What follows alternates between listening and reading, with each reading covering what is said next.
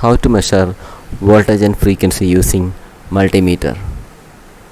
Then multimeter is red probe is connected to voltage and black is connected to common. Then multimeter knob is set to AC voltage.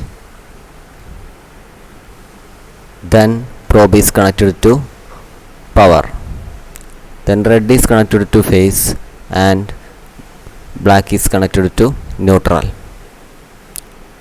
Then switch on and 216 voltage AC voltage. Then and frequency 50 Hz and duty cycle is also 50%. Okay,